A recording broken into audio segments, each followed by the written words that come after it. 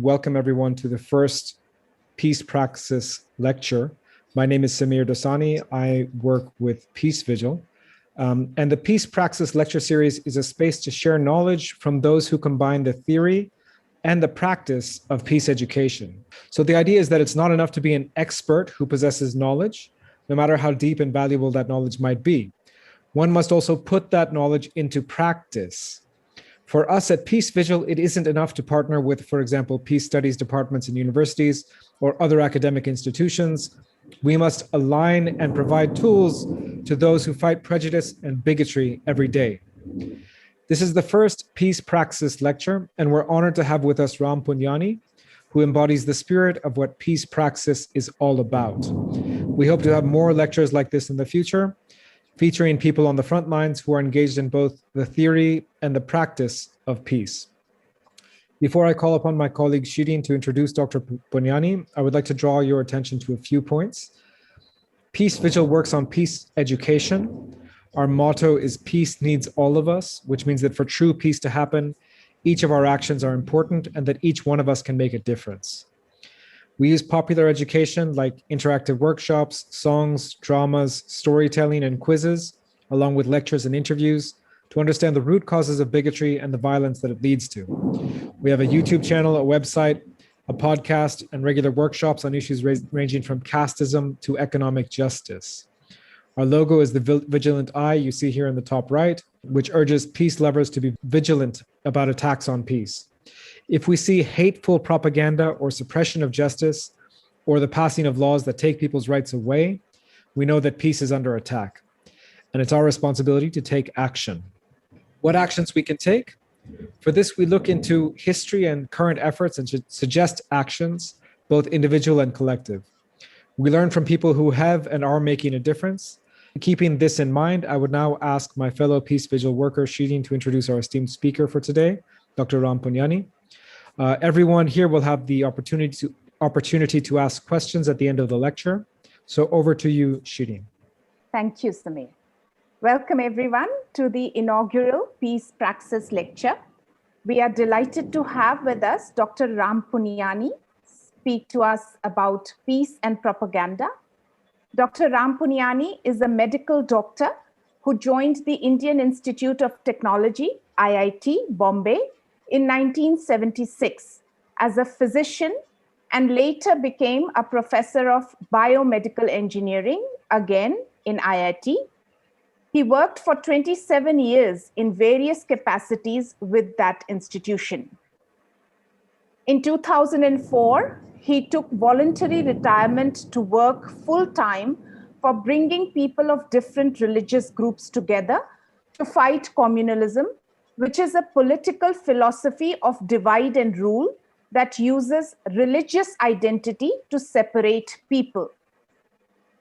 Dr. Puniyani today is celebrated as one of India's best-known public educators doing this peace work, especially countering the supremacist ideology of Hindutva. Over 300,000 people subscribe to his YouTube channel, on which he exposes the lies of Hindutva propaganda. He is also a prolific writer whose articles in English and Hindi have a huge readership. His work is concentrated around dispelling the myths about minority communities in India. He does this by providing facts and figures that refute claims which are causing fear and hatred among Hindus for their fellow Muslim and Christian Indians. It has become easier to spread this fear in recent years with the advent of social media tools like WhatsApp. But Ram Puniyani continues to do his work and does it with all his energy and heart. He bases his arguments on information and logical thinking, which are the complete opposite of the hateful propaganda of Hindutva.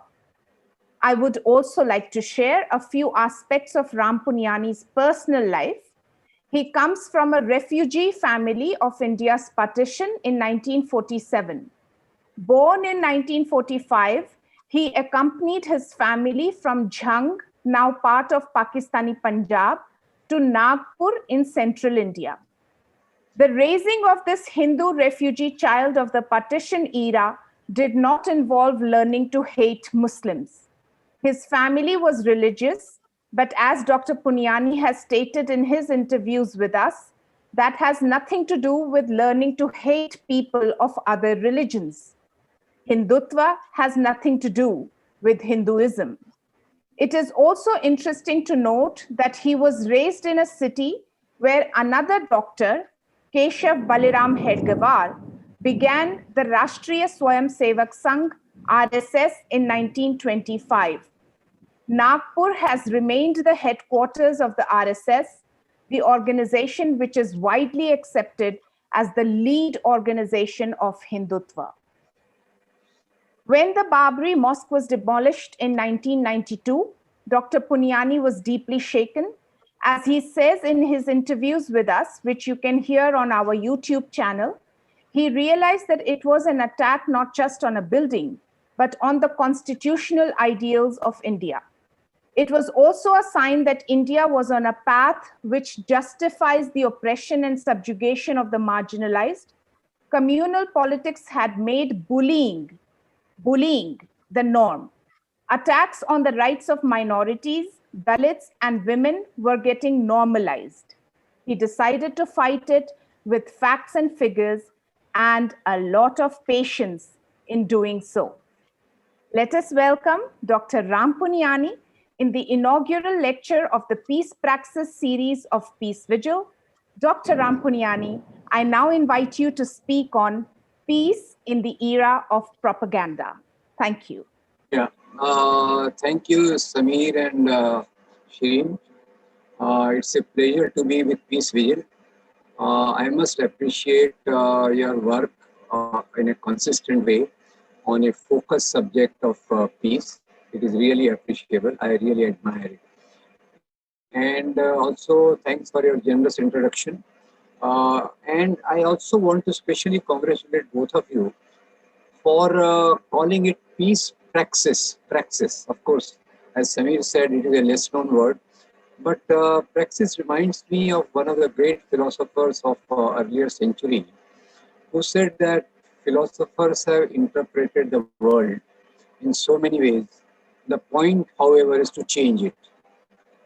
Point is not that you are understanding it. Point is not that you are able to grasp the reality. Point is to change the reality and change, to me, in the direction of peace, in the direction of equality, in the direction of harmony, and in the direction of a sort of a camaraderie for the whole world and for the country. So that way, I like your using the word praxis. It has a very deeper and deeper meaning into the whole thing. Now, coming to the topic which you have given to me relates to peace and propaganda. Now, here what I'll do, because the topic is big, I will confine myself to India to begin with. I can make some incidental references to the global impact on Indian situation, but primarily I'll focus on India. And my basic point is that the peace in our country is disturbed by many factors.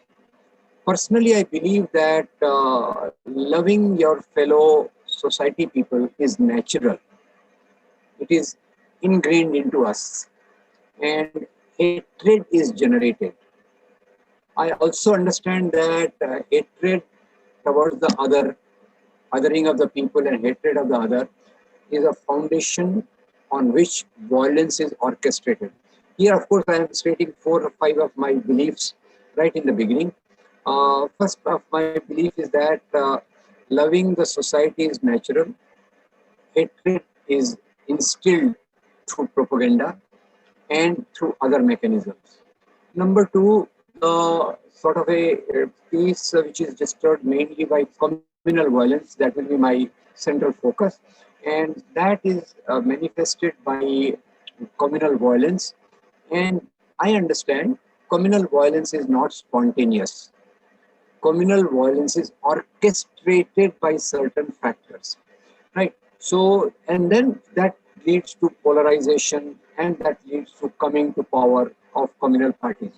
So right in the beginning, let me point out that this hatred is not generally like that only.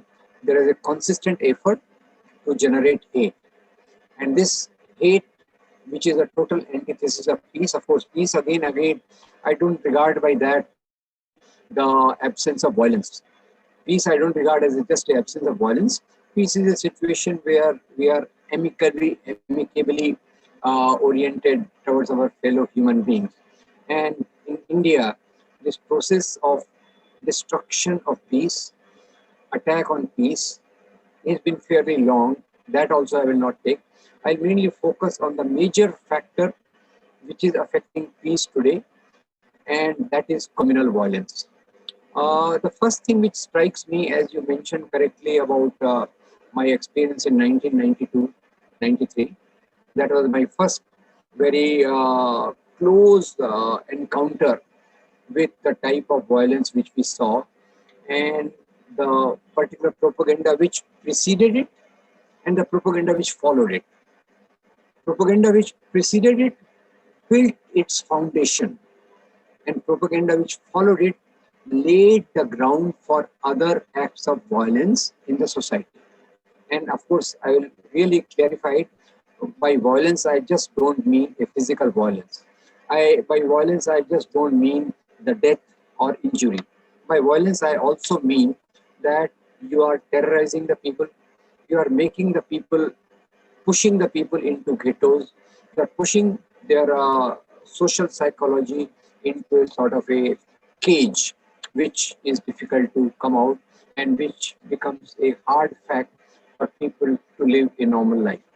So first what I'll do, I'll just demonstrate that, of course, here the propaganda word which you have said is a very broad word. To me, propaganda is a very broad word. It not only is the thing which is brought in temporarily, like just an example I'll give, 1993, there was a lot of propaganda about Muslims. A concrete example of 92, there was a propaganda during the violence and following the violence also. And this propaganda again related to, very surprisingly, things from history.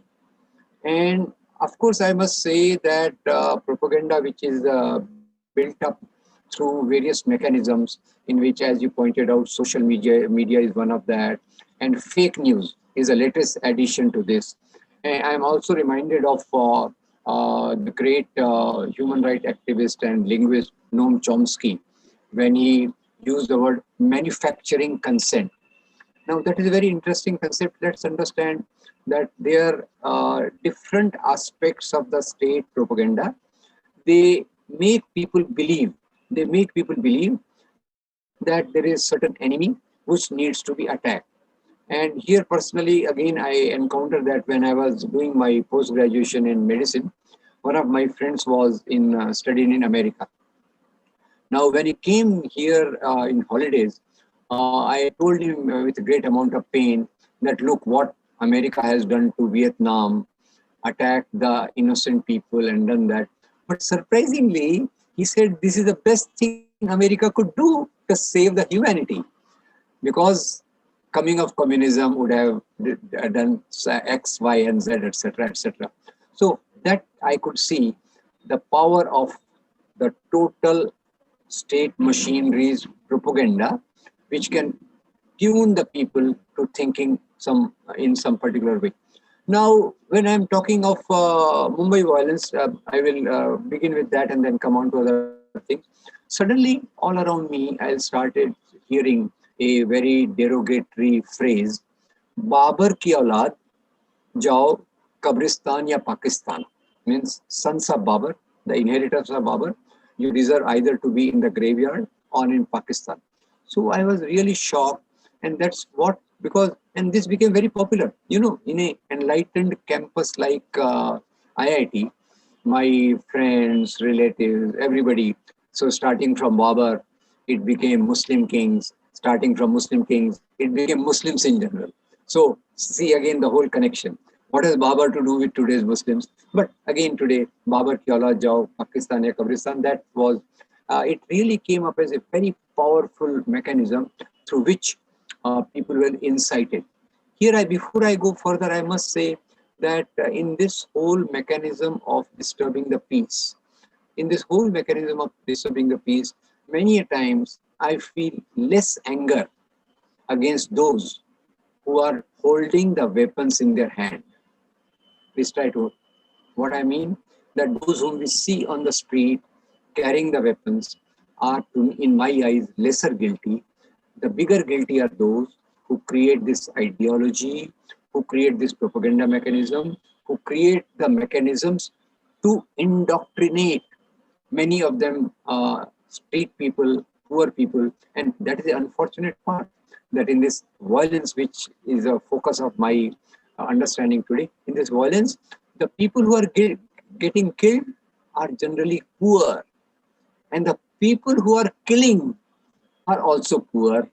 And so there is some third force which is behind all this, which looks very peaceful, very gentle, and it tries to bring in a ideology which gets converted into propaganda, which gets converted into violence. So this is my, again, understanding of this: ideology, propaganda, violence. And then again, there is a long journey of disturbance of peace, and every act of violence leaves a long trail of disturbance.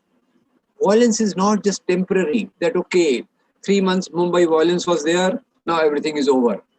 It leaves its side effects like a sore, like a type of a cancer, which is untreatable and which leaves its effects in particular way. So this, and anything can be used for propaganda. That is another thing.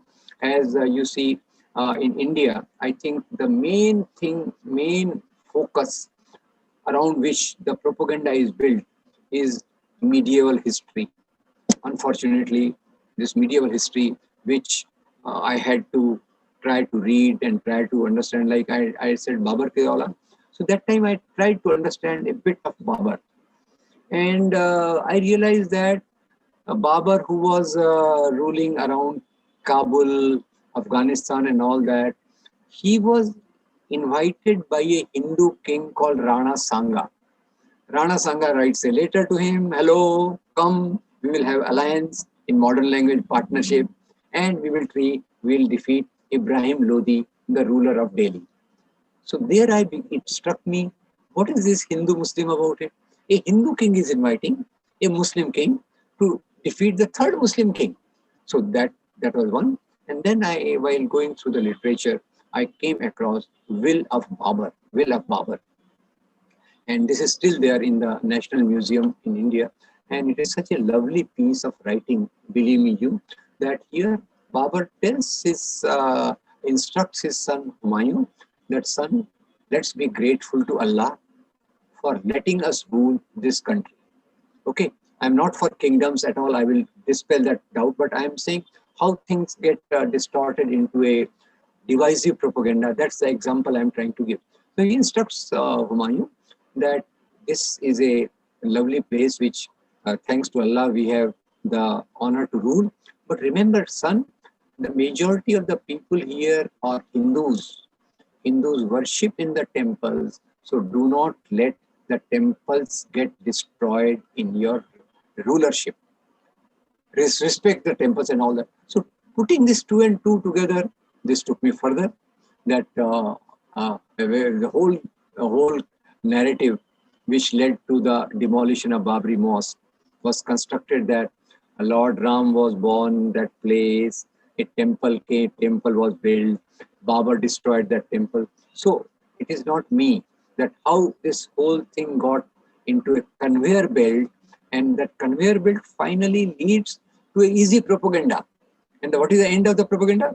Muslim kings, very anti-Hindu, destroying Hindu temples. So, and then if you go to the details of this, recently we lost one of the great historians of India, D.N. Jha.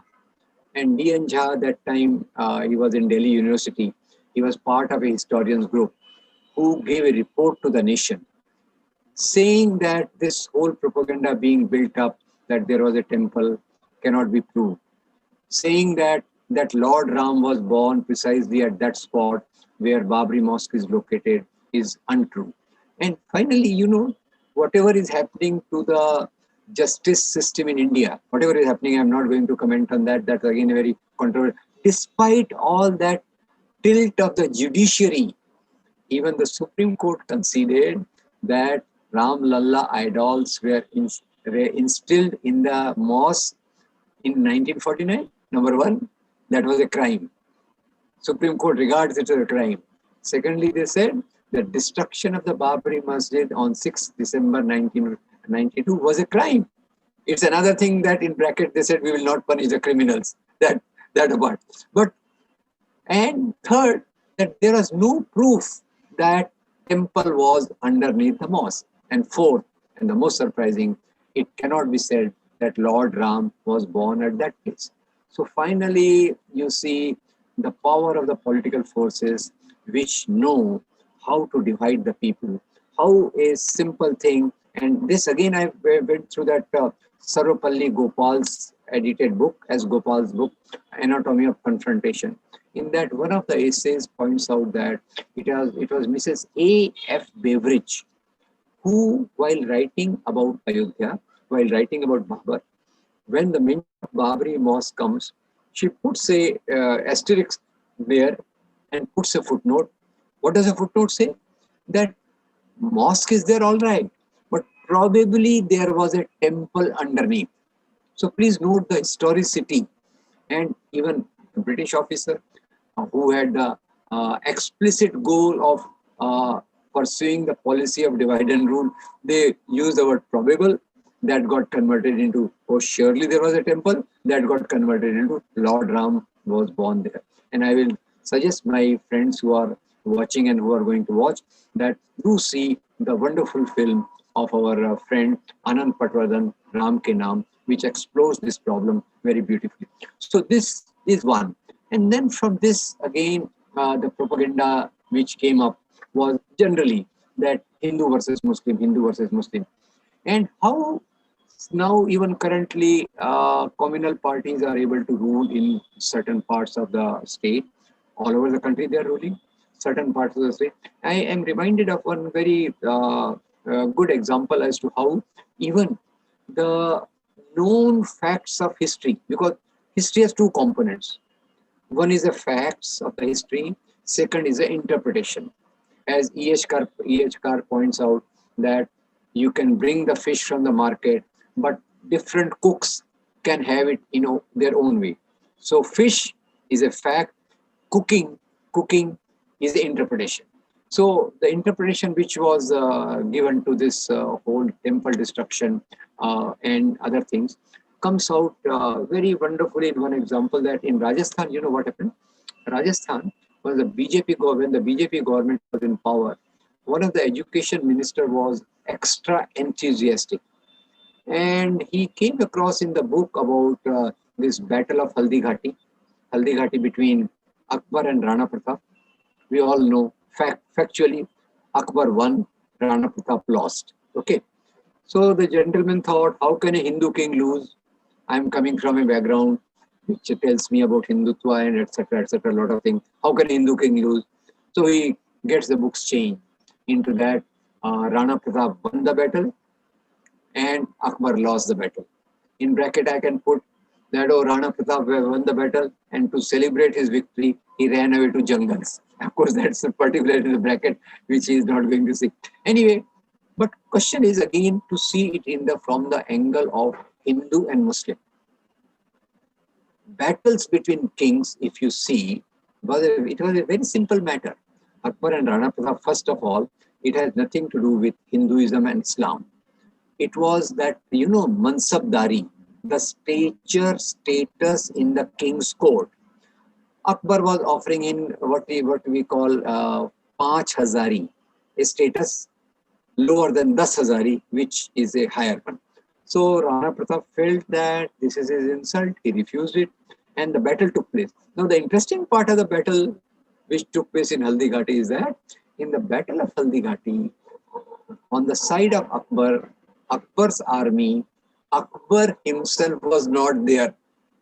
Obviously, kings are all powerful. You can't question that. What was he was doing that? Whether he was enjoying a holiday or he was doing something else. That apart, his armies were being led by Raja Man Singh. So there were Rajput soldiers and there were Muslim soldiers on Akbar's side. And let's see here on Rana Pratap's side, because Rana Pratap currently is being projected as an icon of Hindutva, icon of Hindu nationalism.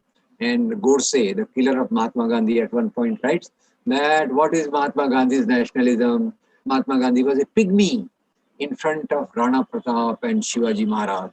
What great leaders they were. So anyway, that apart. So on the side of Rana Pratap, there was another general who was Hakim Khan Sur. So both sides there are Hindus, both sides there are Muslims, and we are thinking that it is a battle between Hindus and Muslims. It was a battle by the kings, and Rana Pratap was fighting for a higher stature. And the further part of the story is more interesting. After Akbar's death, Jahangir became the emperor, and after after Rana Pratap's death, Amar Singh succeeded him. Jahangir offered him the Ohda, the status of Das Hazari, the higher status. Amar Singh accepted it. They became allies again. So this is where I think how today's propaganda takes up Hindu versus Muslim, and it loses all the subtleties of history. And it also, before I come to this particular interpretation of history, which I understand, of course, I am nobody, I'm not a historian, honestly.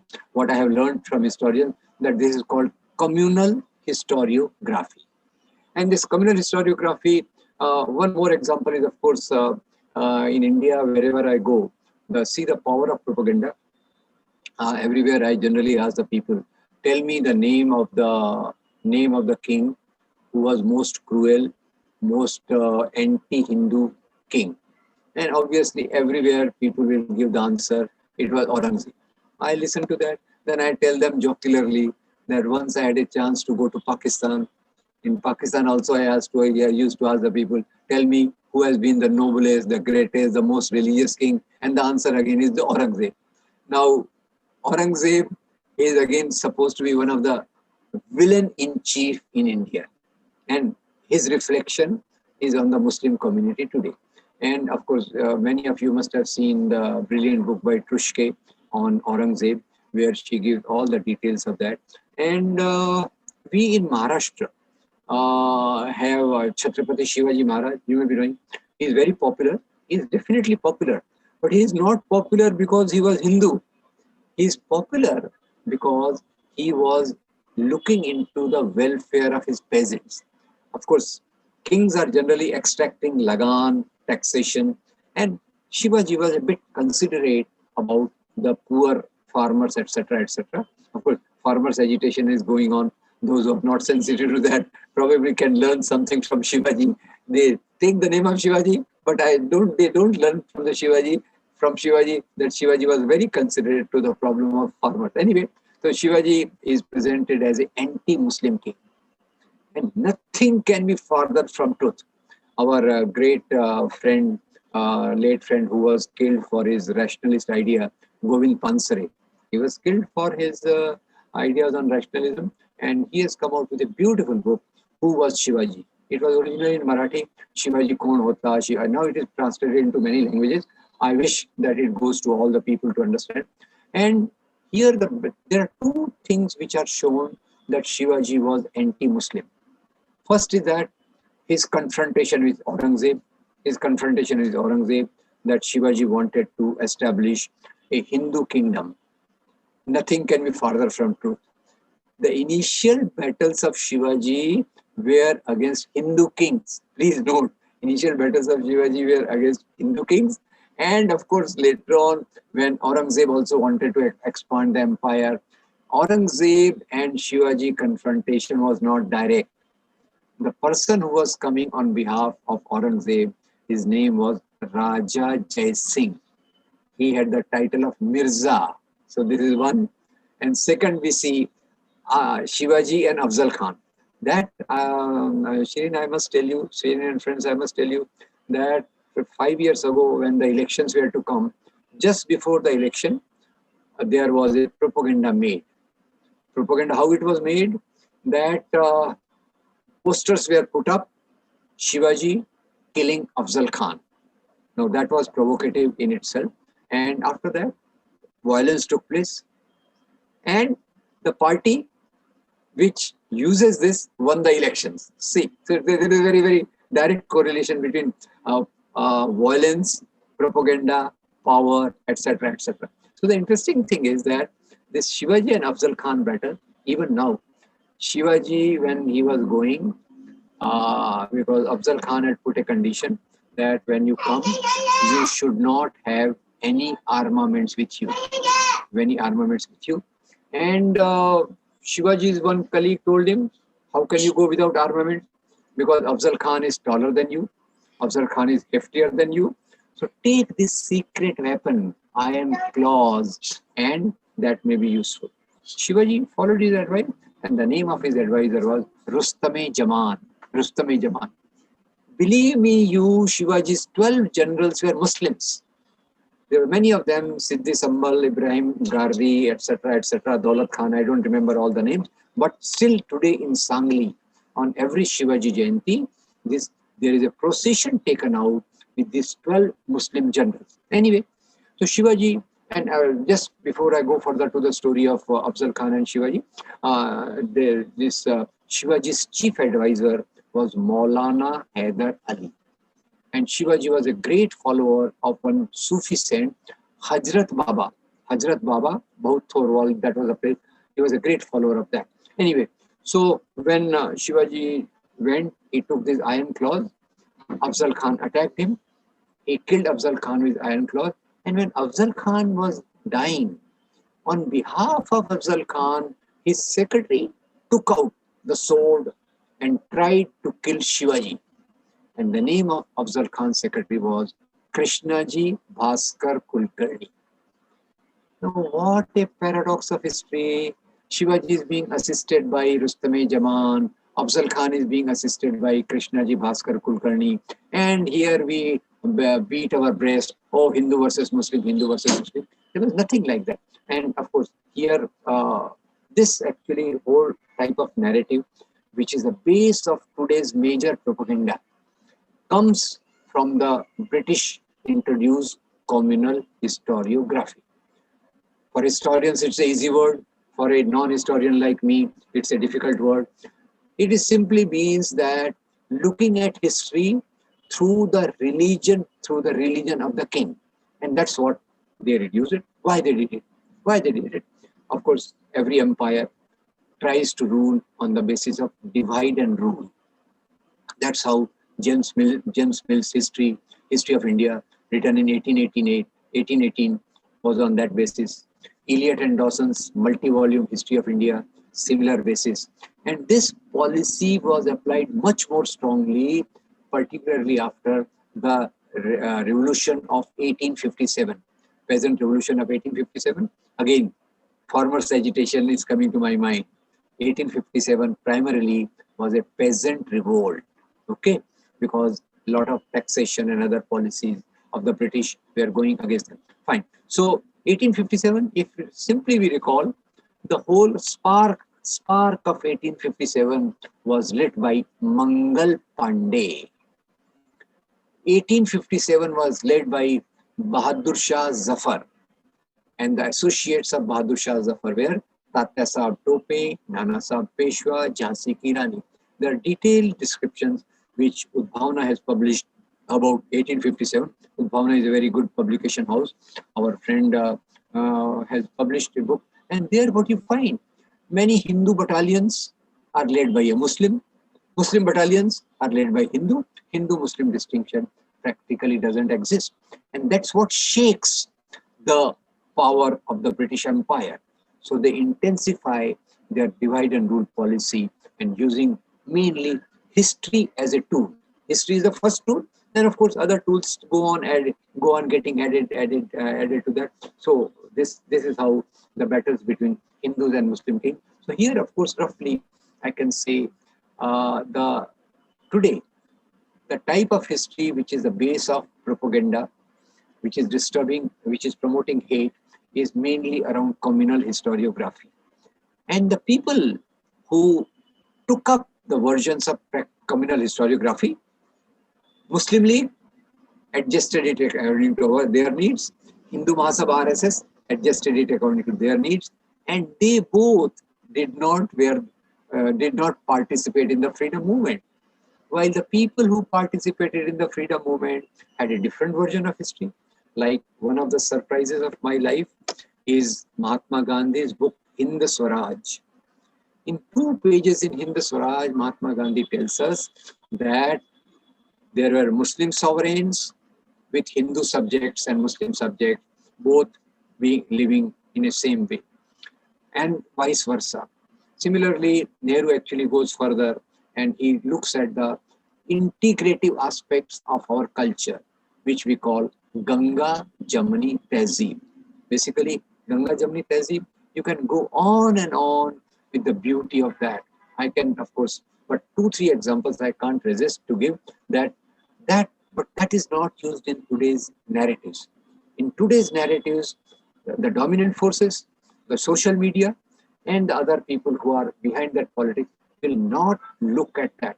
They will not look at the fact that one of the best Shehnai players of the country, Ustad Bismillah Khan, was living in the Hindu holy city of Banaras on the bank of holy river Ganga, sitting on the pavement of Hindu temples. And one of my favorite examples is from Film World. Film World, of course, BBC took a survey of NRIs that what are your popular bhajans, what are the most popular bhajans out of the 10. Probably this survey was done 8-10 years ago, and morely with people closer to my generation or generation next, not to your generation, who is generation next. And surprisingly, out of that 10 bhajans, that devotional songs, 7 were sung by Muhammad Rafi. And one song I will never forget, and that is from Baiju Bhavra. Baiju Bhavra, Man Tadpat Hari Darshan Ko Aaj. Written by Shakil Badayuni, composed by Naushad Ali, sung by Muhammad Rafi. That is my India, which is not a part of the narration which is going on today. And that apart from this, what beauty we had in Bhakti tradition. With Bhakti and Sufi tradition, if you are talking of peace, look at Bhakti tradition, look at Sufi tradition, starting from their efforts of uniting the communities around morality of religion. Please note here, I don't see religion as a single phenomenon. Religion is a big umbrella.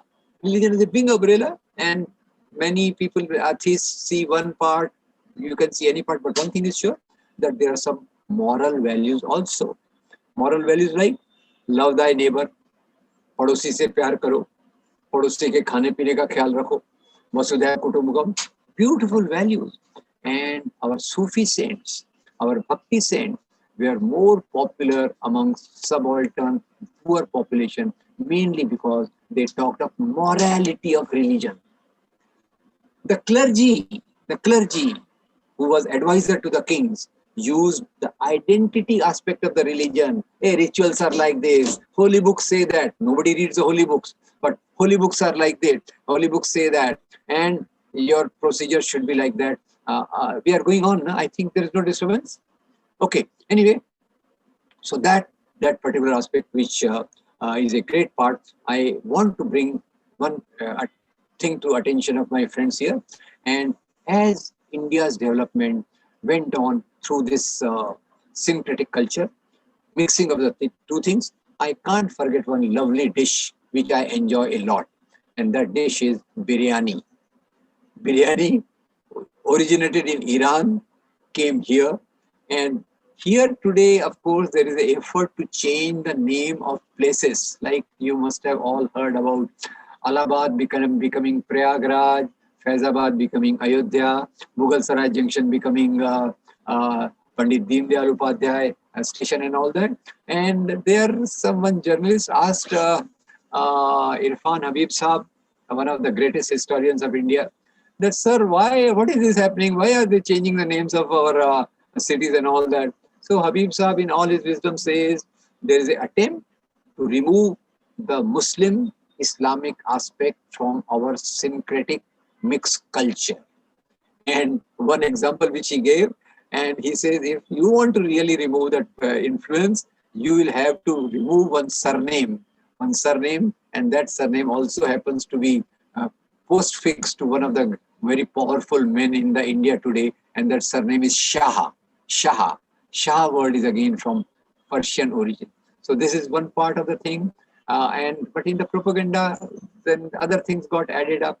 This again, one part of history which I have told. Communal historiography, then Gandhi's looking at history, Nehru's looking at history, left historians looking at history, which again is most objective, most rational, and most rooted. From there comes the stream of subaltern history. So there are many of these things, but the only tool being used by the people doing propaganda is communal historiography, which looks at kings through their religion. Okay, so this was one part. Then one point I want to make to this audience, my friends here, and that is when this Samuel Huntington's thesis of clash of civilizations was going on, it was being propagated that civilizations are clashing. That time, our President K. Radhakrishnan said very beautifully that civilizations don't clash. It is barbarisms which clash. And that time, Kofi Annan was the Secretary General of United Nations. He put into place one high-powered committee, and that high-powered committee came up with a beautiful report, which I think should be a compulsory reading for all of us. I don't know how that report has been ignored by peace workers, and that report is Alliance of Civilizations. The basic arguments of this United Nations report is that all the human progress has taken place through interaction, exchange of different cultures, different religions, different languages, and different ethnicities. That is the crux of that particular report. So, second point, which again is used as a propaganda, and that was used in 19th century very powerfully, that Muslim kings, they even today it is propagated that Islam spread on the strength of the sword. Islam talwar ki nok par phaila. Now, of course, I must say that kings, it's not king's job to spread the religions. Kings have not spread the religion barring one noble exception. There is only one king in the history who spread his religion, and his name is Emperor Ashoka. Emperor Ashoka, he spread Buddhism, but not by sword. Kings sometimes, to humiliate their defeated rival, put insulting conditions on them. And one of the insulting conditions was, you accept my religion, then I will pardon you. Barring that, kings never converted that. Otherwise, for 700 long years, different Muslim dynasties ruled, they could have converted so many of the people. But population of India remains what it is. So that is one. So how did Islam come to India? Basically, the first entry of Islam into India came right in the time of 7th century, when traders from Arabian region used to come to Malabar coast, exchange, trade, interaction, and it is through this interaction that Islam started spreading in India. And the first mosque in the country, which is one of the oldest mosques in the world also, Cheraman Juma Mosque, it came on the coast of Malabar in Kerala. While there was no Muslim king to rule Kerala, the first Muslim king who extended his rule to Kerala was Tipu Sultan in 15th century. And the mosque comes up in 7th and 8th century. And what about the other things? Other things also, if we see, the so-called Muslim invaders, I don't think invader is again a doubtful word for me, because for kings, there was no United Nations that time. Even despite United Nations, many countries violate the rule, attack other countries. That time, there were no such boundaries. King's sword was the index of his boundary. So many Muslim kings who started coming here from 11th century on. After that, they started ruling from Delhi. Agra was their second city and all that. So how did Islam come to India? And here we have not read properly one of the great Swamis of India, though his language is today, Hindu right wing is using that Swami as their symbol, but he actually was a different person, and he was the one to say, it is wrong to say that Islam spread in India on the strength of the sword. Islam talwar ki nook par nahi phaila. The people who were victims of caste and varna system, caste, varna and jati system, to escape the tyranny of caste oppression, many of them converted into Islam. So similarly, as far as conversions to Christianity is concerned, that is another propaganda. You see, that is another painful fact which not many of us register. In 1999, 23rd January 1999, Pastor Graham Stewart Staines was murdered, burnt alive when he was sleeping in an open jeep in Keonjhar, Manoharpur, Orissa. That deed will go, of course, as one of the darkest deeds of human society. And they tried to whitewash, because that time NDA government was there. They tried to whitewash it.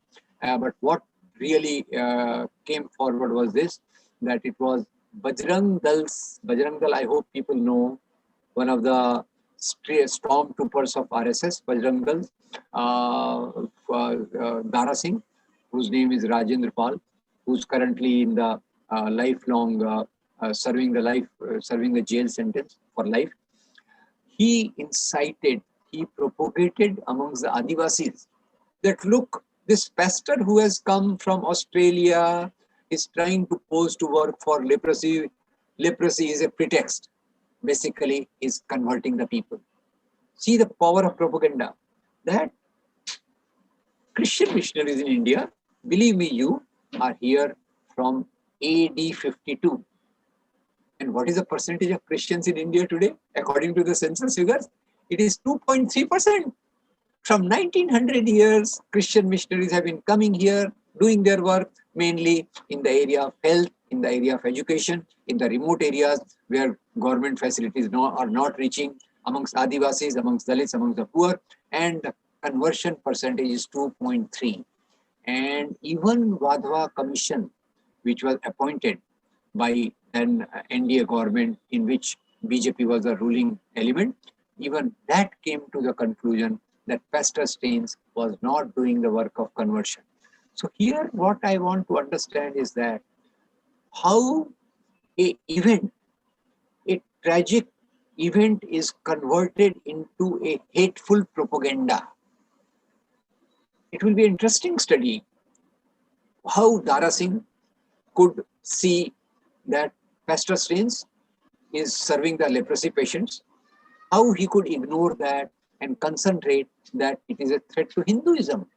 So that happens because the mind is indoctrinated in particular shakhas, branches, which are many schools are there, Ekal schools, Saraswati Vidyalaya, Shishu Mandir, this, that, and the other, where the mind is in the prime of the age between 5 years to 15 to 16 years, that this is a Hindu nation from times immemorial.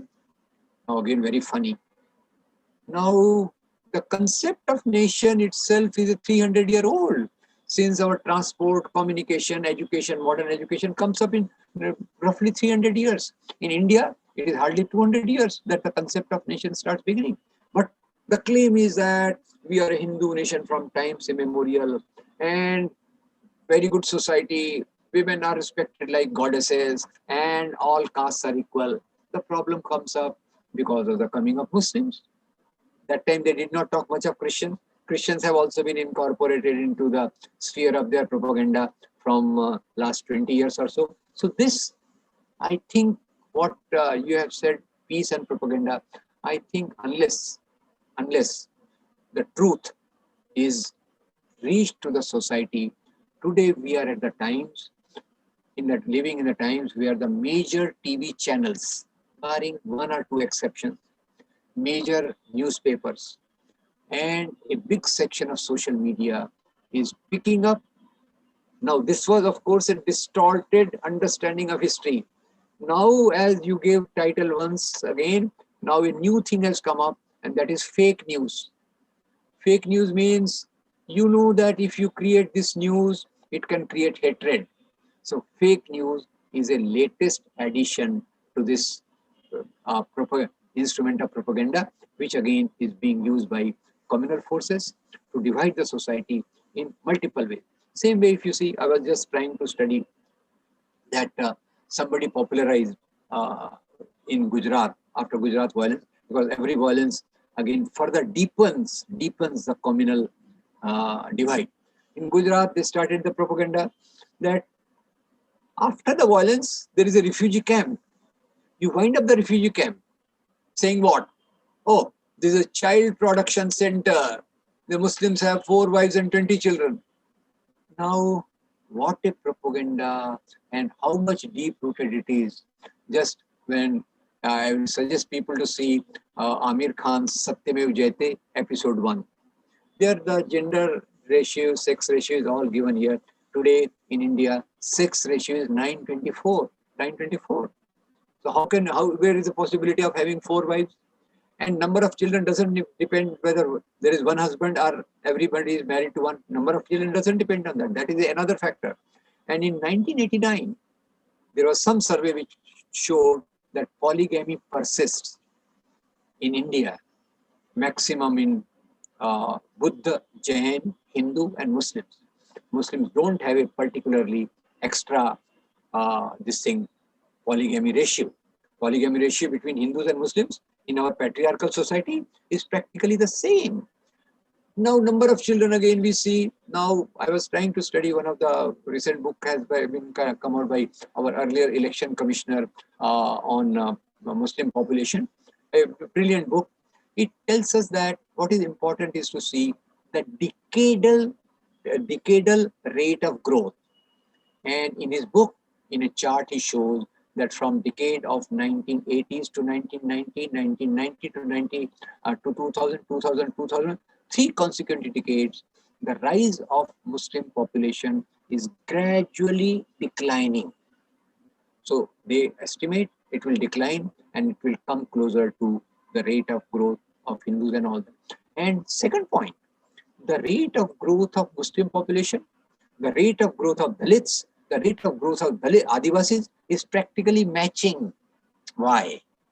Because the cause of fertility, the fertility is not dependent on religion. The number of children depends on education and poverty. More the illiteracy, more the number of children. More the poverty, more the number of children. That's why in southern states, India's southern states, no Hindu, no Muslim, the rate of fertility is lower than in the northern states, which are lesser in economic status and more in illiteracy. So this is where I think we need to see that what I learned from this, as you have used the word praxis. Now, this thing has to be communicated to the people at large. Now, I'll again repeat, come to my 5-layer model. 5-layer model which destroys the peace. What is this 5-layer model? At the root is the misconceptions, stereotypes, biases, propaganda through various means about the other community. Now, the other community means, in India's case, Muslims and Christians. In Pakistan's case, it is Christians and Hindus, etc., etc. So, first, the process of othering through different mechanisms. So, first is this stereotypes, myths, biases, which are constructed and propagated. Second is, because of these myths, there is a creation of hatred. And what some of the friends use, this hatred gives a high, like heroin, to some of the people. So that hate-based ideology then spreads through its different branches. And unfortunately, I don't blame them. I blame people like me, that when they have been spreading hatred from 95 years, what have been we doing? We have not countered. Why counter them? We have not given a positive description of the society we should be giving. We thought it is automatic process that truth will reach the people. But in a world where people are for political agendas, in the world where people have sectarian narrow goals, the truth is the biggest casualty. And propaganda takes its basis from these false narratives which are constructed, and transmitted through different means. So we are waking up a bit late in the day, but still, what coming to this. So my first layer was misconceptions, myths, biases, stereotypes, based on which hatred comes up. Because of the hatred, please note, because of the hatred, violence can be orchestrated. And violence can be orchestrated. Violence leads to polarization. Polarization in turns leads to the empowerment of the communal party. So this is a vicious circle. And this particular thing, there is a very interesting study from Yale University. I hope you must have all heard about the Yale University, from where our earlier MHRD minister, who also works in SAS Bhi Kabhi Bahu Thi, when she was, it was said that you are illiterate. She said, I have got a degree from Yale University. Since then, I have come to know that there is a Yale University. And since she has got a degree from there, it must be a good university. So what's the research from that university?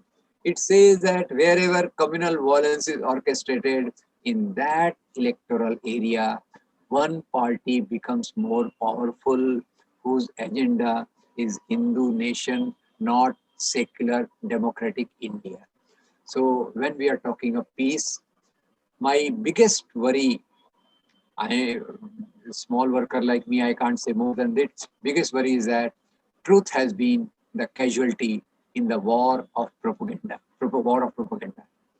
The forces which want to divide the society, which are indirectly, directly, subtly, and overtly leading to this hatred and reaping the harvest of that hatred in the form of violence, And this violence need not be of the type of Mumbai violence of 1992-93, or that of Gujarat of 2002, or that of Muzaffarnagar in 2013, or that of Kandhamal in 2008.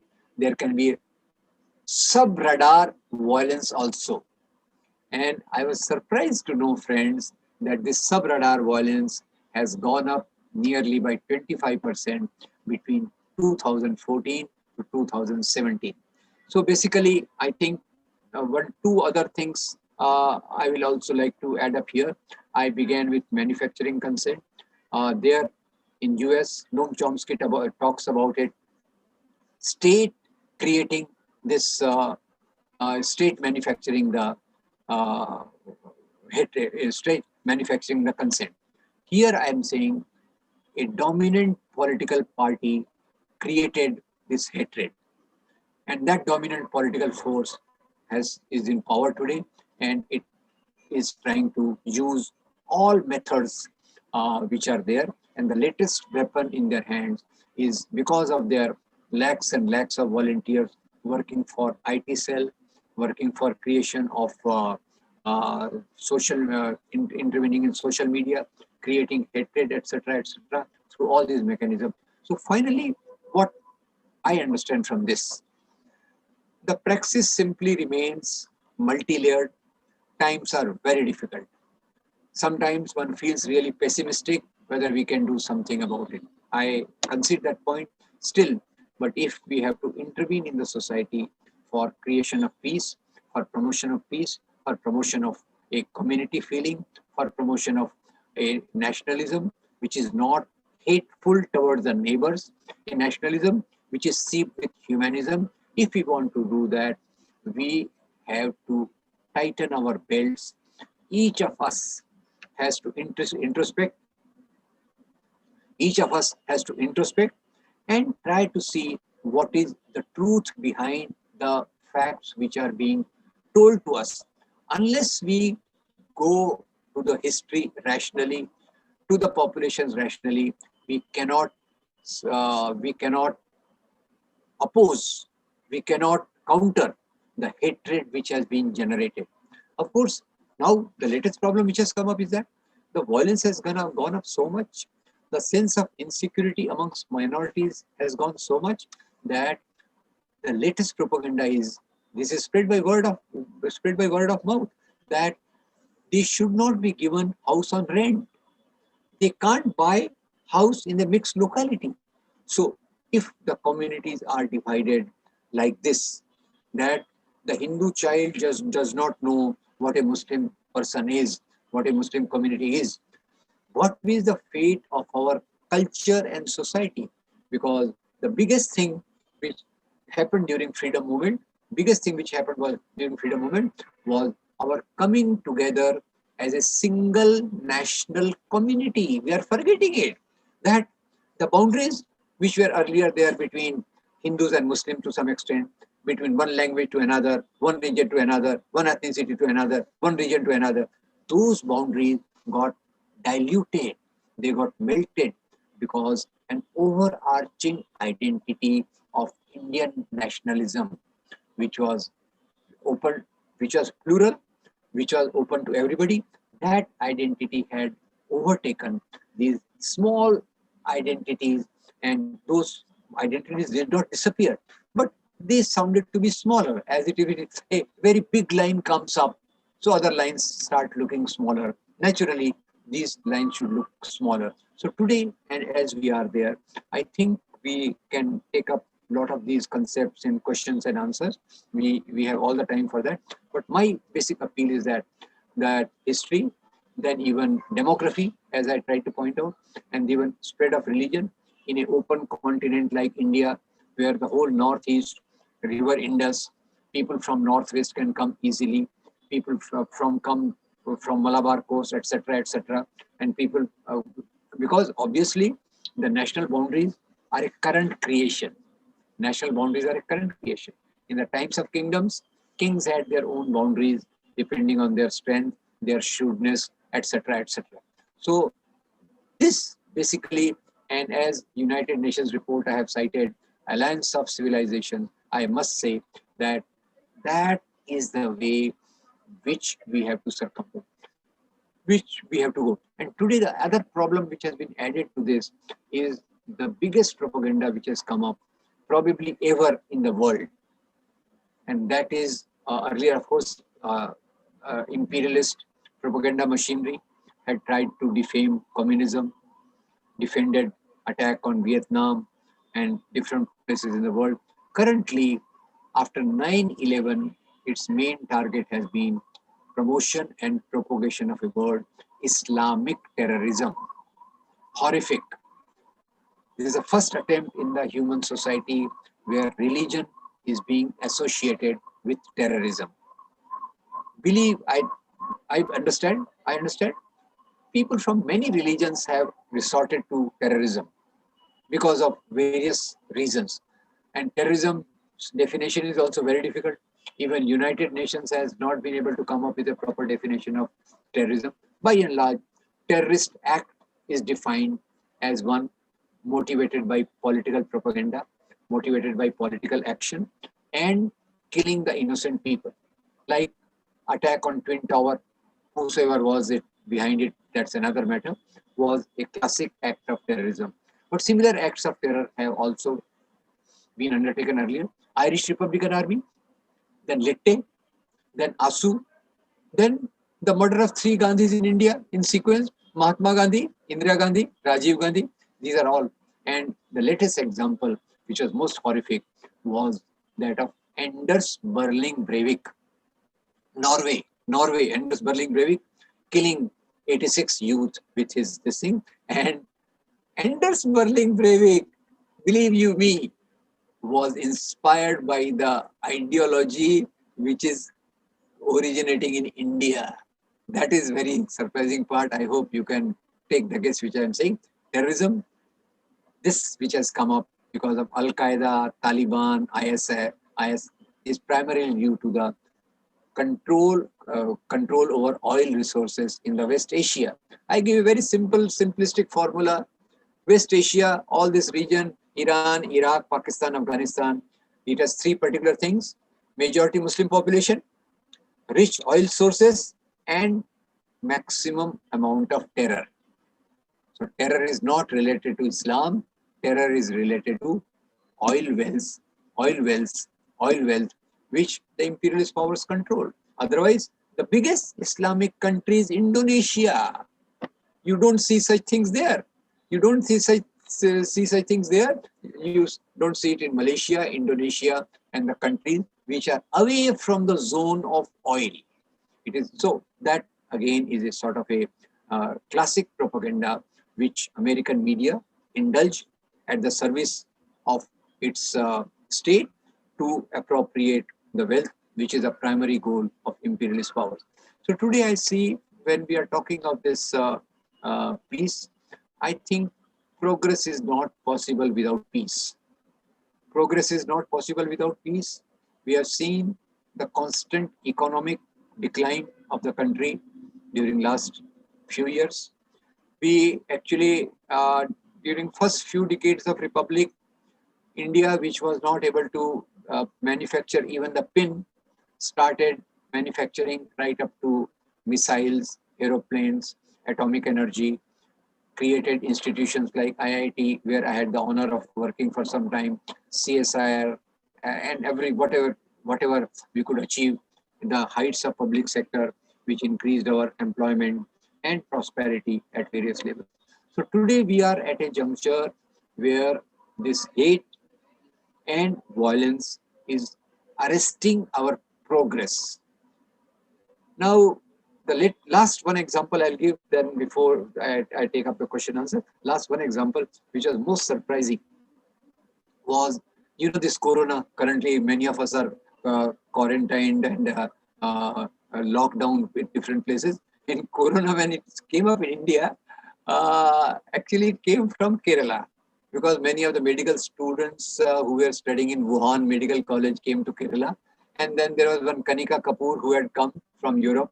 And then that world's biggest, our Prime Minister's great ex-friend, Donald Trump, when he came to that stadium, whose name has been changed from Vallabhbhai Patel to Narendra Modi Stadium. When he came, there were 2 lakh people gathering.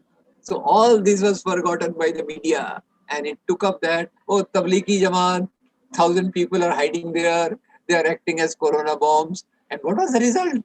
Result was that in our housing localities, if a vegetable vendor comes and if he's a Muslim, he's not permitted. So this is what the power of propaganda is there in dividing the society.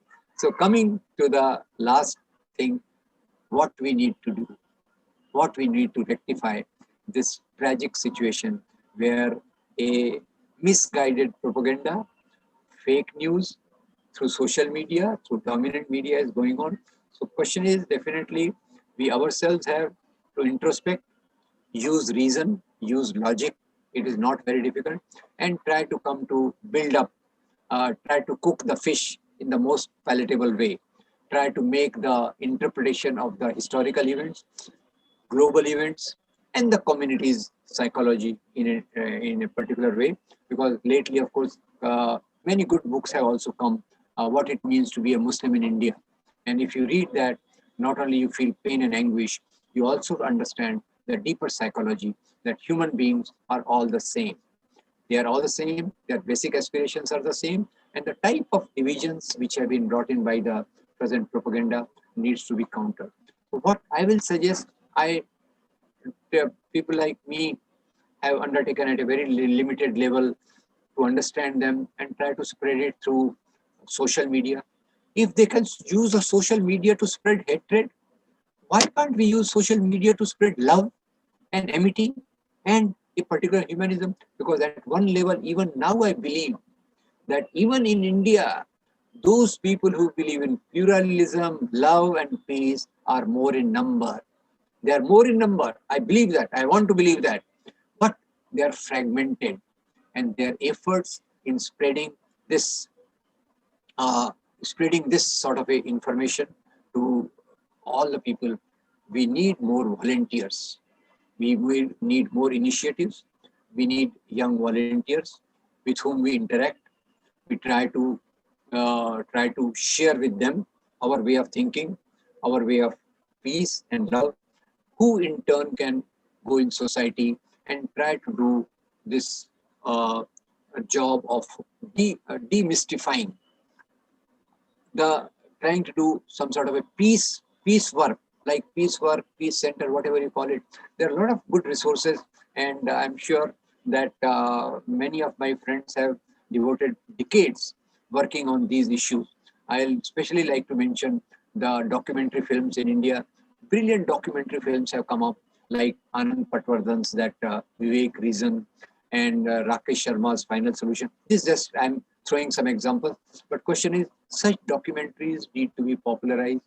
Those YouTube videos, which are not very well made, but give a correct perspective, they need to be popularized to more people. And in the communities, we need to bring them together, as hatred is taking them away, dividing the society. We need to bring them away. The walls of hatred have to be destroyed, and bridges of love have to be built. And for building these bridges of love, we need to undertake community actions, community programs, where people come together. And when, as Kabir says, Nindak niyare rakhiye, modifying that one can say, and people meet each other, half their misconceptions get melted away. And that is one. And thirdly, of course, we have to preserve our democracy. Without preserving our democracy, none of this is possible. Today, we have come to a stage where even social media, which I think can be used very well for spreading peace and love. Probably some gags may come up, I don't know about that. But we need to walk this path if we want to create a good future for our society.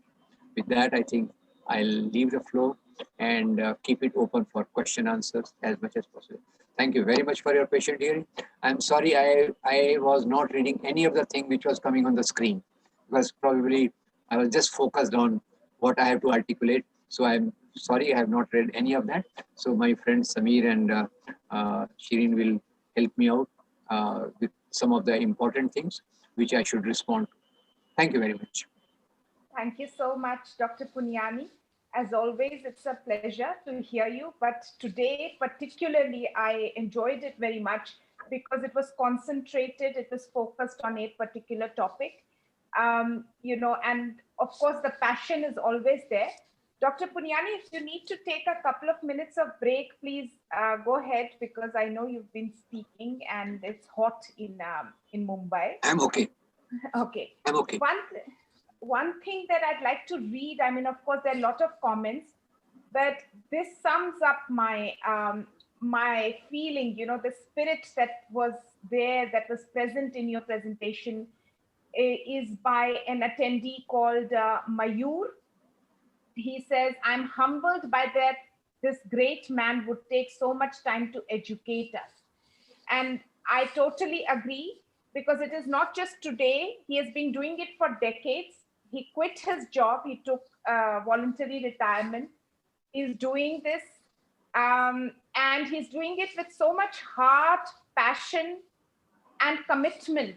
People, I know he's, he keeps saying, I'm a small, I'm just a small educator and so on. But look at the number of people who listen to him. 300,000 people, or more than 300,000 people subscribing to his channel is not a small number. His articles are read all over. So, I think he's being too modest. He does reach out. Of course, the resources of people who are working against communalism are very small compared to the people who are batting for communalism. So we are not comparing the numbers with those. But if a person really wishes to do something, he or she certainly can. We are also very thankful to all our listeners who are out there.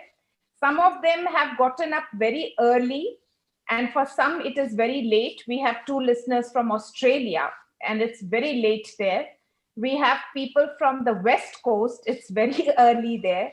So I'm very thankful that people have taken the time out, and this shows that they find this subject important enough to take time out. We will now be taking questions for Dr. Puniyani.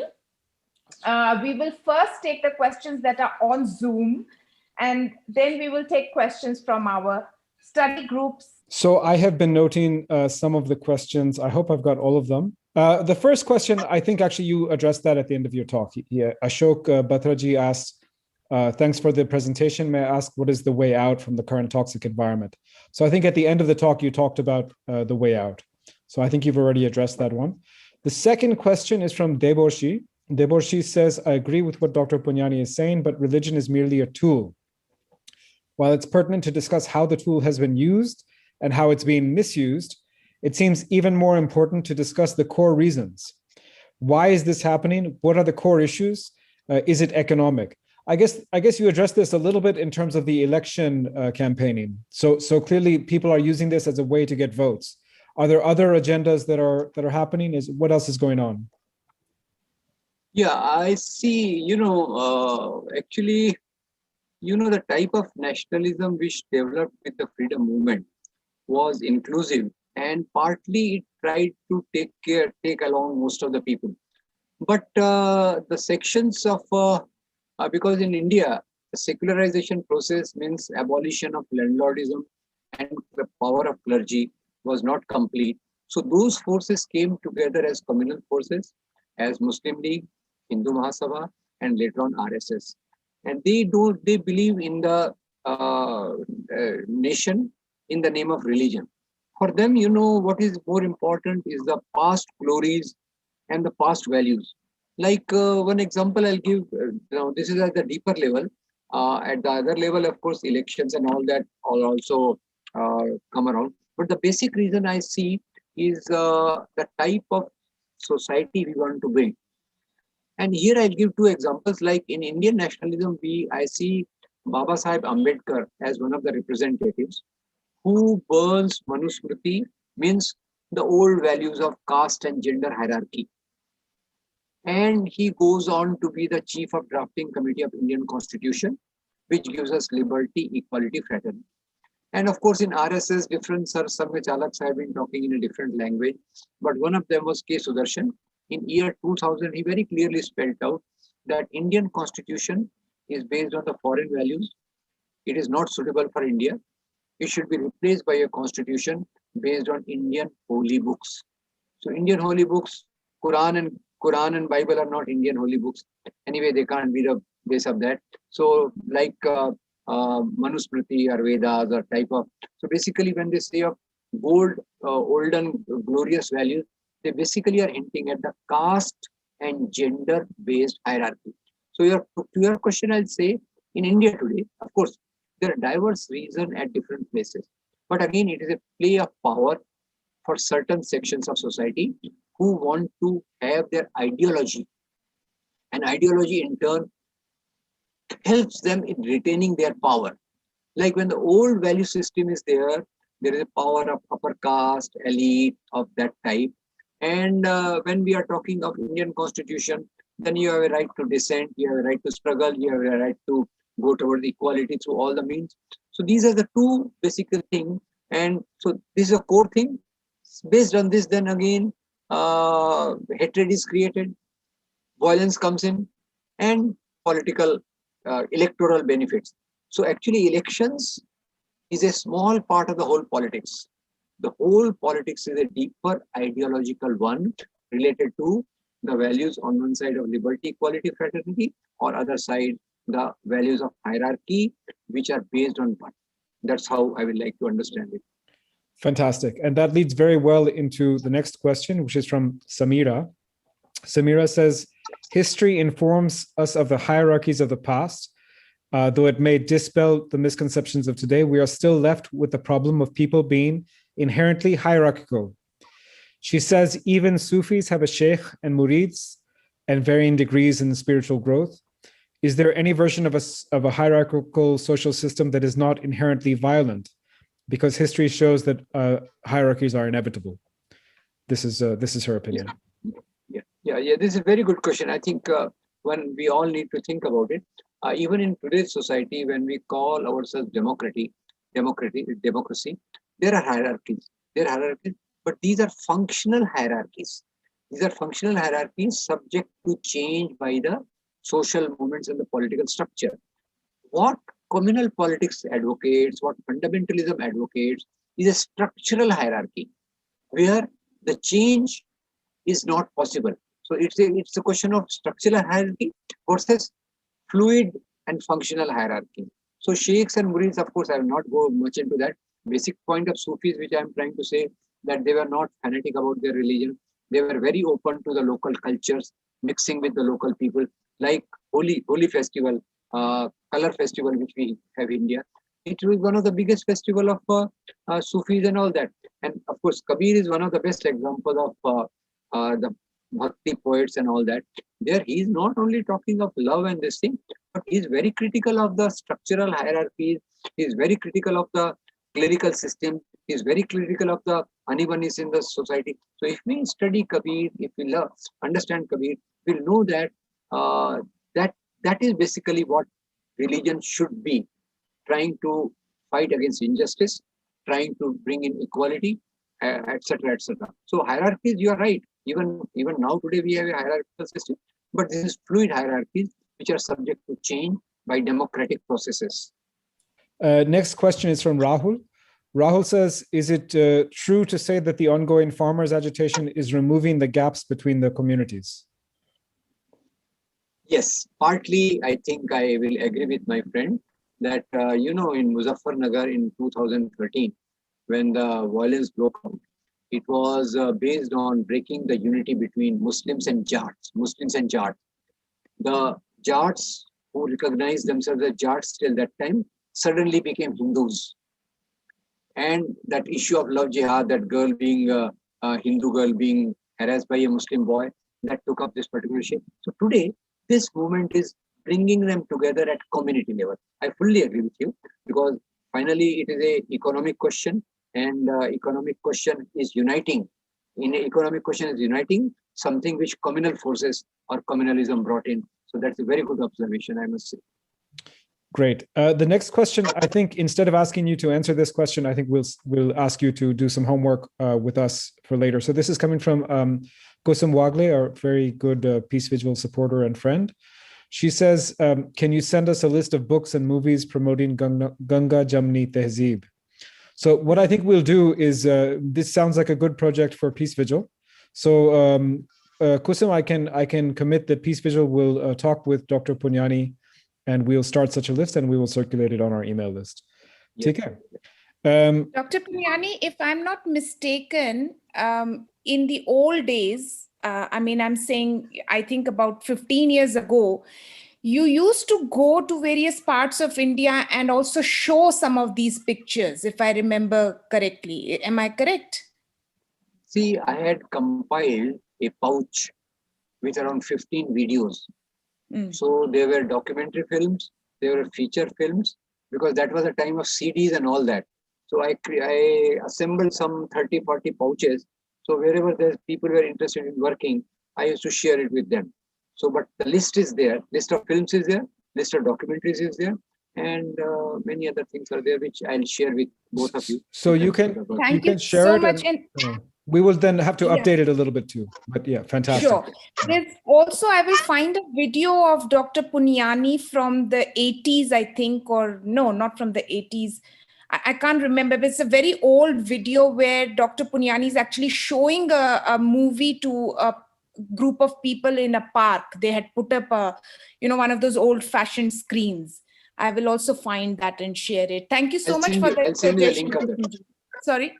I'll send you the link of 4 videos, okay, which actually cover most of the theme. I remember what you are referring to. Yes.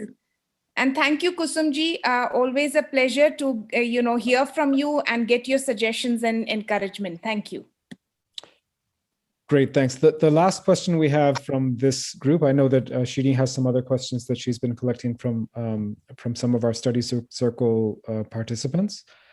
But this one is from our volunteer in Canada, Shine. Shine says the session was very good and easy to navigate. Information was provided. Being in the West, I see that the younger generation has more divisive ideas than the older generation. I feel scared about it. Reasoning with them doesn't go anywhere. At the same time, they are people who are willing to take an extra step. So yes, if more people get together and share ideas, hate can be, if more people get together and share ideas, then hate can be dismantled. She's also asking, do you think that Islam is vilified globally because Islam's ideals are anti-capitalist? She's referring here to Islam's take on patents and interest. I think there are two questions here. So there's one about generations, like, what do you think about the younger generation? Are they more brainwashed or less brainwashed? I don't know.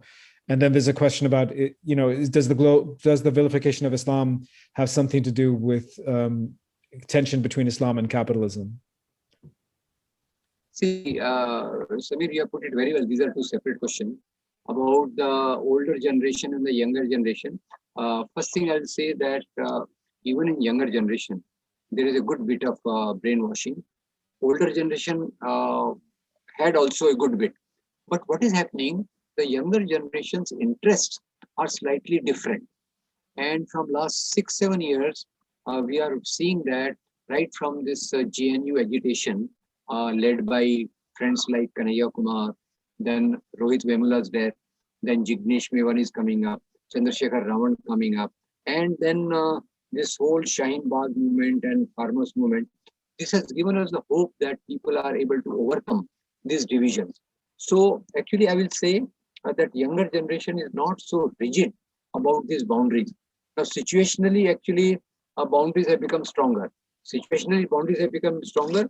But in India, at least wherever I interact, some of the younger generation people are not that badly indoctrinated as the earlier generation was. So that there I see a sort of a hope also. Now, secondly, as far as Islam and capitalism is concerned, I think these are two separate parameters at all. Islam operates at the level of religion, moral values, rituals, etc., etc. And capitalism is the economic system. Now, why Islam is more in focus is not because of capitalism or this thing, but because of the imperialist design to prop up Al-Qaeda, Taliban, and all that. Because all those things have nothing to do with Islam. They are the creation of America for control over oil resources. So that way, I think Islam or Hinduism or Buddhism are on one track, and capitalism, imperialism, colonialism, these are different categories which we should keep separately. That will be better. Only thing is, we have to be careful that the demonization of Islam, which has been brought in by the propaganda of the Western media, that needs to be countered. Because I don't know, because that Islam is superior, Hinduism superior, Buddhism is superior is a wrong debate. I will not fall into the trap of that. All religions are a different set of things, and economic model is entirely different. So that we should not try to see. But demonization of Islam, Islamophobia, we should try to counter anyway. Great. So with that, I'll turn it over to Shirin. I think has one or two more questions, or maybe more. Actually, there are 5 or 6 questions. So there is a question from Anjana. Sir, you said that 1857 was largely a peasant revolt. I did not know this. Could you please explain it further? Yeah. See, that time, East India Company was following various policies. It was like Rani Jhansi. She was not, her inheritor was not recognized. And East India Company was playing with the kings also. But what was mainly happening was they were increasing the taxation of peasants, and peasants were being reduced to penury. So though Mangal Pandey, when he was so frustrated, one doesn't know, that film shows something else, but the condition of peasantry was abysmal, because kings cannot fight alone. Kings have just a small army. That army size also had a particular something to do. But the major thing which took place at that time, if you go to the depth of some objective studies of 1857, you will see that there was some movement in which they used to pass on chapati. Chapati was a symbol of starting the revolt at a particular time. And this was more popular among the peasants. And why will peasants revolt? Why have peasants collected today in on Delhi border and all that? Because something is going to affect them very badly. And in 1857, it was much worse because East India Company was totally insensitive to the needs of the Indian farmers. And farmers were being crushed totally by the burden of taxation. So that you need to go a bit detailed into that. Thank you so much. What an interesting thing about the rotis. Very interesting. See, Dr. Puniyani, we always learn new things from you. And I think the more you learn, the more your hunger for learning increases. Yeah, and if we can sow that little seed in people's minds, even people who right now agree with Hindutva because of propaganda, I think that seed will grow. And they will go out and get information. So, thank you so much. The next question is by Manish. In the independence struggle, the uniting factor for Indians was the British rule. What is the uniting factor today? Uniting factor today is actually, I will say, uniting factor today is our constitution. And it is not just a theoretical thing, because it is a constitution which gives us rights to improve our conditions, to go towards equality, because what is given in the preamble is at formal level. Liberty, equality, fraternity, and justice, that's at formal level. To convert these formal values into reality, that is the job of the movement. And that is provided by, that ground for that is provided by Constitution, where the right to dissent, right to organize, right to protest are there. So what unites us actually is our Indianness, cutting across our caste, religion, gender. That is, our Indianness is the first uniting factor. And Constitution is the glue. Constitution is a glue which should keep us together. Okay, the next question is, you have said that social media should be used against hate just as it is being used for spreading hate. But we do not have the resources that the propagationists of hate have. So how do you want to tackle this? See, resources wise, I don't know. Because when RSS began, I tell you, there were meager resources. Some kings were supporting them, some landlords were supporting them, etc., etc. But by and large, I think social media I recognize as something which can be used without too much of resources. Mainly, I think what is more important is a manpower resource. If we can join more people with our movement, hundreds of us, if they are there, and each of us can reach to 100 more and make a chain like this. So that probably resources may also come. Some of them we can also request people to, when we do the good work, obviously, some resources can also be generated. Though, of course, today's government in India is trying to bring in a lot of restrictions, FCRA, the majority of NGOs have closed down. But still, I think if we have willpower, we can use the much maligned WhatsApp and Facebook in a positive way also. In our own little way, I think we can do something. We can make our groups, join the friends, argue logically, and keep posting at least which are the positive things. Like I see Tisa Setalwad is sabrangindia.in. Comes in English, comes in Hindi. Daily it has a very good material. Circulate it to 100 people, 50 people, make it a point. Now, your Facebooks are there. You have 100 friends. On your Facebook, you can pick up some video of work, some good article, some good argument. Go on posting that. In WhatsApp, if you can have some few members, go on posting some good things on that. I think it should work. It should work. Also, Professor Puniyani, Dr. Puniyani, I also feel that what we can't do, we can't do. let's be honest about it. I can't fly to the moon. I mean, it's beyond my capacity. Correct. So let me do what I can on Earth, on planet Earth. And if I have limitations, that's okay, but it's better than doing nothing. also, another thing that I'd like to say is that the fear has to go from our minds कि ओ मेरे दोस्त सोचेगा मैं तो बहुत political हूँ, ओ मेरा ये सोचेगा, मेरा रिश्तेदार सोचेगा. I think unless there is a real reason to be in everybody's good books, it is okay to speak out. I mean, ज्यादा से ज्यादा क्या होगा कि जो आपका totally संघी friend है वो आपको unfriend कर देगा. I think we do have to take a few steps and be open about our support to peace. And especially if you are in a position to do that without harming yourself, I think you should. Dr. Puniyani, this is the last question. In the most recent, so this is Karthik from Australia. In the most recent Peace Vigil newsletter about Hitler, it was proved that propaganda ultimately harms everyone. I think, for example, that it will also harm Hindu women, Dalits, etc. But it may be too late by the time they realize it. Are you not worried about the time factor?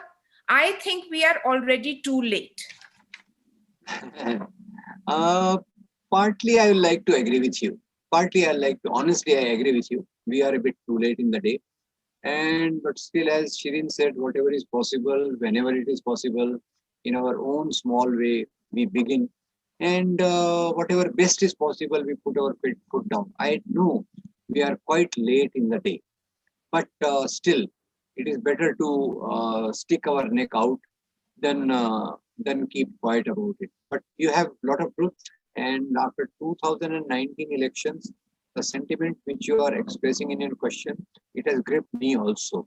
But again, I came to this particular point that anyway, some things it is possible to save something for future. So let's keep doing our best in that sense. Dr. Puniyani, I personally have a question that I think will help everyone understand your spirit. If you may please, answer that question. Is that what is it, or what are the few things that push you every single day to work on this hate, violence and so on? What is it that prompts you every single day despite all the failures that we see? Or what are some of the things that push you? Please be honest with us and tell us so that, whether it is negative or positive stuff, that we can learn from it. Thank you. Yeah, this is the most difficult question. To answer about yourself is the most difficult question.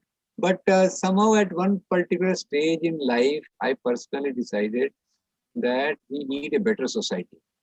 And to use a sort of a different language, it has become a part of my DNA that till my last breath, I will keep trying to contribute towards the betterment, towards a society in which I want to live, to work for a society in which I will like to live. And it's a long journey. I may reach there, I may not reach there, but that's what prompts me, that's what keeps me going, irrespective of now, of course, age is also catching up. That's again adding personal dimension to the thing. But that's what keeps me going. And hopefully it will continue with me. What a beautiful, beautiful sentiment. I think it sums up the spirit. And we would like to now draw the program to a close. I'd just like to wrap up by, first of all, thanking Dr. Ram Puniyani again for his time and for his very valuable contributions. I thought it was a very brilliant lecture. And I'm just going to summarize very quickly, just to remind us of what we've learned. So I think the first point that we've learned is the medieval origins of the anti-Muslim bias or the communal bias is complete nonsense. And I would remind our listeners that we first learned about this, or one of the times we learned about this was back in December when we had a discussion with historian Harbans Mukhia, who pointed out that the first communal riot only took place after the British East India Company had already defeated the Mughals in battle. So the Battle of Plassey is, I'm not going to remember the date, but it's towards the end of the 18th century. Aurangzeb is defeated by the British East India Company. And in that same area, within a couple of years, we have the first communal riot ever, right? So before that, means before British rule, trying to put a Hindu-Muslim lens on Indian history is rewriting history. It has no basis in fact. That is point number one. Point number two is that the culture that we have, the North Indian culture in specific, but the culture all over India, I would say, it is a composite culture, right? Dr. Ram Puniyani used the phrase Ganga Jamni culture, but I would say it's several cultures. For example, the Bengali culture may be different than Gujarati culture, but both of these cultures are mixed. They are both, in the case of Gujarat, it's not just Muslims, it's several different kinds of Muslims. It's Bohras and it's Ismailis and it's many different kinds of Sunnis, many different kinds of Sufi silsilas, Sufi tariqas that are also interacting with Bhakti movements in the same area to generate poetry, to generate music, to generate culture. And that is the composite culture. That is the beauty of India. And that beauty of India still exists today. It's not gone yet, right? That is the second point that I think Dr. Ram Puniyani is making. The third point that he is making is that those who spread the propaganda have their own interests. They are trying to bring into place an idealized version of a world that never existed. You know, the caste system we talk about is this abstract ideal. And yes, the caste system is awful, but it was never the case that the caste system was adhered to in the same way, in the same location, exactly as the Manusmriti said, right? These are just people who are being opportunists. They would like to be kings, right? And they'd also be an opportunist when it comes to elections. They're using this propaganda in order to win votes, right? So that's the first point, is just a quick summary. The second point, I'll just say, why do the historians, and I'm talking here largely about British historians or people who are trained by British, why are they emphasizing the religion of the kings? When we learn that the king may be Muslim or Hindu, but they have Hindu-Muslim generals, you know, a Hindu king has Muslim generals, a Muslim king has Hindu generals. So, you know, why are the British historians emphasizing the religion? And I would say it has nothing to do with India. It has everything to do with Europe. Europe had been fighting for 500 years between Protestants, well, not exactly 500, 200-300 years at that point in time. They had been fighting between Protestants and Catholics, and it had destroyed the place. They also had things like the Spanish Inquisition, which was all about expelling Jews and expelling Muslims. Europe saw their culture, and this is where I think we can go back to this question of the clash of barbarisms versus clash of civilizations. Europe saw their culture in religious lines. And it was very natural of them when they saw this, the Indian culture, it was very natural of them to say, you go to the mosque, you go to the temple, why don't you hate each other, right? They may not have said that openly, but that was their lens. And if you read, as I've been reading from my own academic work, when you read their analysis in Africa or in India, these are the questions that they're asking each other. How is it that they can work together in the fields, they can work together in the factories, but then when they go to pray, they pray in different places and it doesn't seem to bother them? That's a problem for them. They see that as something very odd. So I would say that, in fact, those who are calling us anti-national because we believe in composite India, they are the ones who are anti-national, because they are the ones who are taking a Eurocentric view, a colonized view of what it means to be Indian, what it means to be religious, and placing that on top of our composite culture. That's the second point that I would like to make. The third point that I'd like to make, and this is one that I made in the newsletter that went out to those of you about a week ago when we first advertised this, is this question of the asymmetrical nature of truth against lies, right? The problem is, you know, even me, I can give you one story that I was walking with in Gurgaon, walking with some uncle, and this uncle told me, so uncle just means any older person, any older man for us, right, in our culture. But this person told me, you know, if Hindus hadn't been so strong, and if we hadn't been sort of cracking down on the Christians and so on, there wouldn't be any Hindus left in Assam or something. I can't remember what state he said. He said one of the northeastern states. Now it struck me, I was like a little bit in shock because I wasn't we weren't having a political discussion or something like this. This is like someone unsolicited giving their opinion on Assam politics. But all the people around him, I wasn't walking alone. There were 5 or 10 people around him. They all just kind of nodded. So telling a lie is very simple. Everyone, it's the accepted, it's in the air, it's in the atmosphere, right? You can say something like, you know, India is the world's largest democracy, or whatever accepted truth you can say, people will just nod their heads. But if you want to debunk that, you see how much work Dr. Puniyani had to do just to help us who are already sympathetic, to help us understand that this was actually lies. He had to take us through a lot of process. So there's this asymmetry of truth, of doing the work to find out the truth versus just accepting the propaganda, accepting the lies. And so I would urge everyone here to really take that seriously, to recommit to building peace. And what that means is to be very strong and very confident in the research that you do, in the bubble of truth that you build around yourself and your community in order to stand up to that onslaught of propaganda.